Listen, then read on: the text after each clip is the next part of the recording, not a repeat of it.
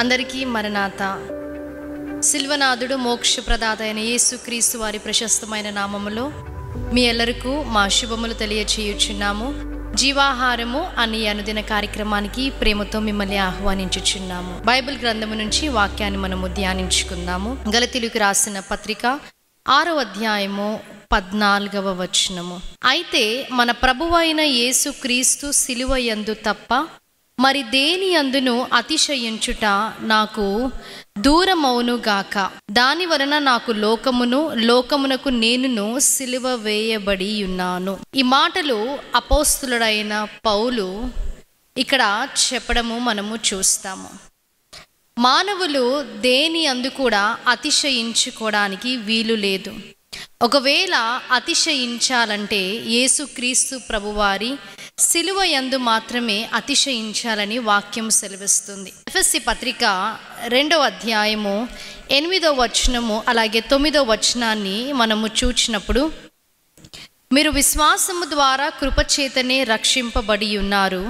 ఇది మీ వలన కలిగినది కాదు, దేవుని వరమే. అది క్రియల వలన కలిగినది కాదు గనుక ఎవడునూ అతిశయపడ వీలు లేదు.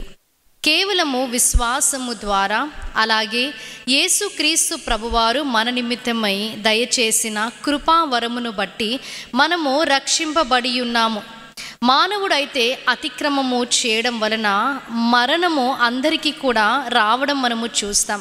కానీ యేసుక్రీస్తు ప్రభువారు ఈ మరణము నుంచి మానవులను విడిపించడానికి దిగి వచ్చి ఉన్నారు.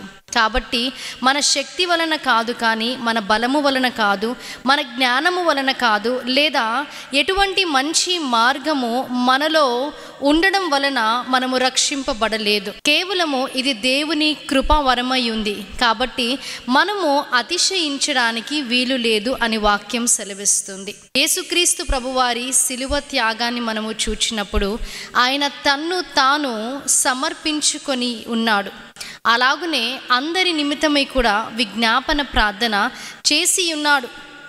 ఆయన మానవుల నిమిత్తమై దిగివచ్చి ఆ కలువరి సిలువలో ఆయన పరిశుద్ధ రక్తాన్ని, యవన రక్తాన్ని మానవుల నిమిత్తమే చిందించి ఉన్నాడు.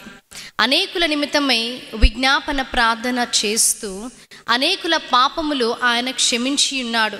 సర్వ మానవాళి పాప నివారణ చేయుటకై ఆయన వచ్చి ఉన్నాడు. కాబట్టి మనము రక్షింపబడింది, అలాగే మన పాపముల నుంచి మనకు క్షమాపణ లభించింది యేసుక్రీస్తు ప్రభు వలనే. కాబట్టి ఆయన యందే మనము అతిశయపడవలసి ఉన్నది. ఇటు వాక్యాన్ని దేవుడు మీ వినికిడిలో హృదయంలో దీవించి ఆశీర్వదించును గాక. ఆమేన్. ప్రార్థన చేసుకుందాం. మహాగణుడా, మహోన్నతుడా, మీకు స్తుతులు స్తోత్రాలు. అవును తండ్రి దేవా, మీ అందే మేము అతిశయించాలి అని వాక్యం ద్వారా తేటిగా, సూటిగా, స్పష్టంగా మీరు మాతో మాట్లాడి ఉన్నారు. దాన్ని బట్టి మీకు స్తుతులు. మీ సిలువ మరణము బట్టి మీకు స్తుతులు తండ్రి. మా నిమిత్తమై ఎంతో త్యాగము చేసి తండ్రి మా పాపాలను మీరు క్షమించినందుకు మీకు స్తుతులు. దేవా, విన వాక్యాన్ని ప్రతి ఒక్క హృదయంలో మీరు భద్రపరచండి. యేసుక్రీస్తు నామములో అడిగి వేడుకుంటున్నాం ప్రియ పరలోకపు తండ్రి. ఆమేన్. అందరికీ మరణాత. దేవుడు మిమ్మల్ని అందరినీ దీవించి ఆశీర్వదించును గాక. ఆమేన్.